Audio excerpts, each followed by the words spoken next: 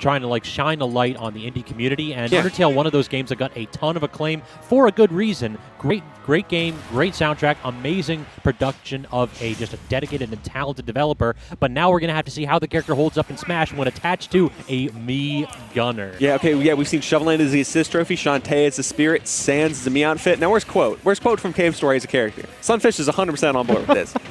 Quote deserves it, I'm telling you. Of course, right now we have Sled versus ChrisChris6767. Link versus Mii Gunner, 2 zoner characters. Of course, I would consider Link more traditionally aggressive. Yeah, I think that Link can actually get up in you. He's one of those characters where the sword, you don't want to go like too close to them. You want to keep them at arm's length with that long and meaty hitbox you got with those neutral air, with the forward air. But Mii Gunner, much more of a campy character. You want to back up and play with your projectiles. The range that you have at your disposal is just so much better than Link. I think Link has to be the aggressor in this matchup. Yeah, can we talk about how that charge shot just got entirely absorbed by the bomb? The remote bomb? That was absolutely disgusting. It just absorbed the entire thing. And that's really the problem with a lot of these charge shot projectiles, that if you put down any hurt box in front of you, be it Rob Gyro, be it Bomb, you can go ahead and camp that out. Grenades fully take it too. Like, it is rough. Those things explode on the first hitbox they hit. Doesn't matter how big it is. Yeah, so right now it's very even percentages between the two. I would say Chris has a little bit of an edge in terms of just playing offensively. Oh, almost got slapped out by some move. It's very hard to tell. Oh, throws out an option too far away and gets caught out by the charge shot. That's quite unfortunate. That's a slow-moving projectile. You got to react fast enough to get out of the way of that one right there. Otherwise, if you're going to give Sled early kills, well, now you have to fight against a Mii Gunner that can camp you with gusto. Yeah, this character is very happy to sit across stage, but at the same time, we're seeing Sled getting a little bit up in Chris's face. True. It's an interesting playstyle that Sled has. It seems like he likes to box out of shield, which Mii Gunner's out of shield options are not the best, but that up B is pretty crisp. Toss him off. What is the edge guard situation? Tries with the forward air, but does not get it. Gets a charge shot, and then the projectiles. Look at that ledge pressure. Chris really didn't have an option. Once his bolt runs out, you have to get back on stage. Otherwise, you are in the dumpster against this Gunner. Yeah, now Chris is really desperate, trying to secure this stock one way or another, because at 160%, Mii Gunner needs to die already, because there's so much extra credit going on here for Sled. Very true. 88% already. Mii Gunner, yeah, that'll do it, though. The up B out of shield, a bit errant by Sled, and that'll cost him the stock. But he lived pretty long. He got a lot of extra credit. This man is at kill percent from things like up B at edge, back air. But that up B is getting a bit aggressive here. Sled kind of showing his cards a little bit early in this matchup.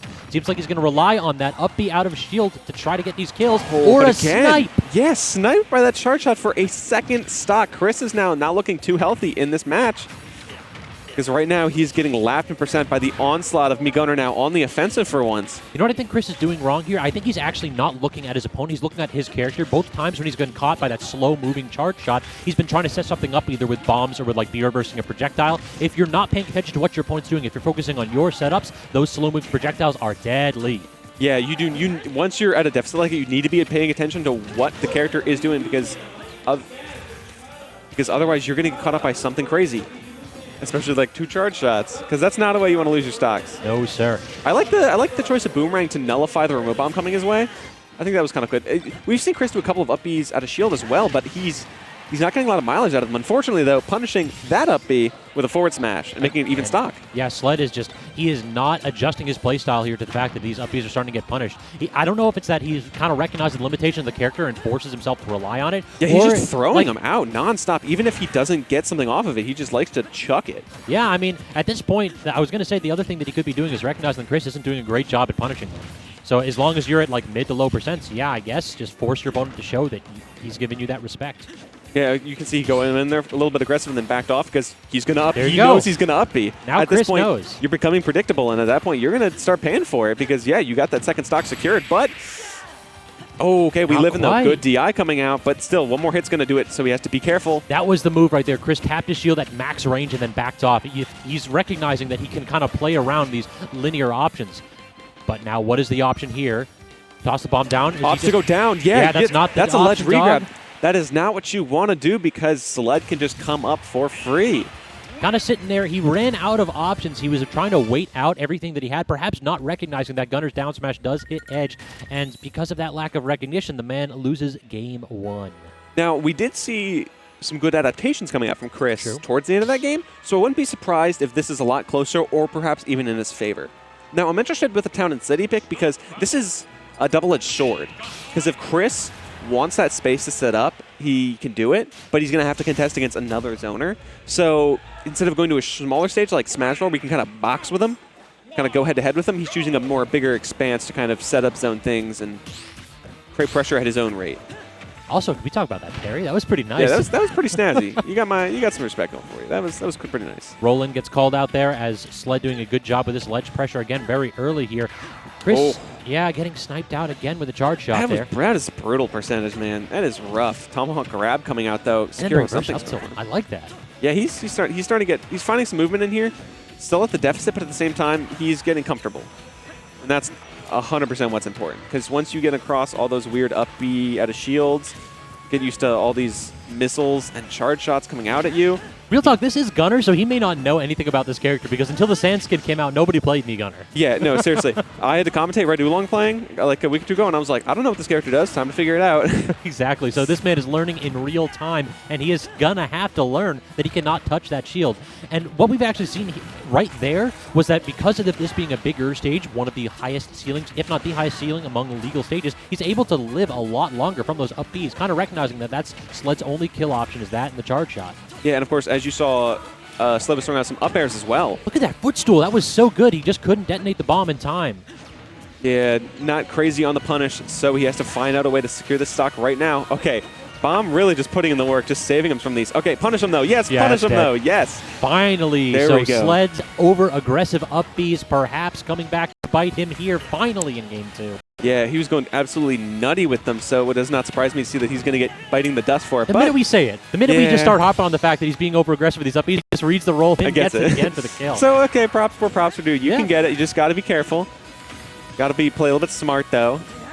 Now with an actual lead in the match, Chris is now going to play the projectile game a little bit, get in his face. It seems like his landing option is almost always neutral air to tap the shield, and that does have like a very good frame data on it. But Sled, he's recognizing that the minute that you do anything else, if you land with that forward air, if you land with the neutral air, then I can go ahead and punish that either with the up B or with the grab. Yeah, you see, again, he's just getting grabs off. Nice use of jumping on the platform to get away. Opts to roll behind Sled instead of immediately punishing that forward smash whiff.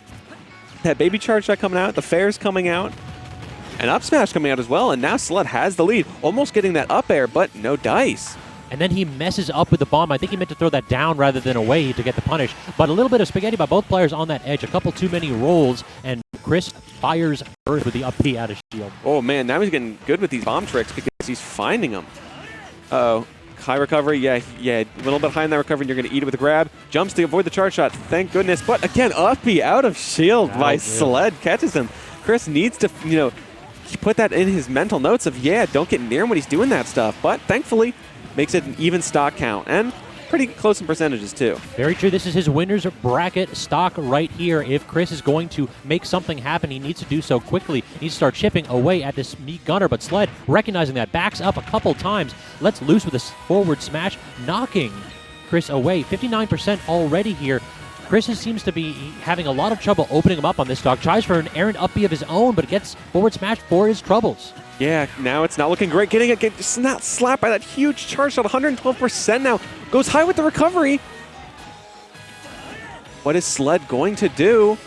He tries for that double empty hop, but then gets the up B. Sled taking it with a 2-0. That Sans mask coming in clutch, representing his character and representing that W. All right, so from a Sans loss to a Sans victory, going back to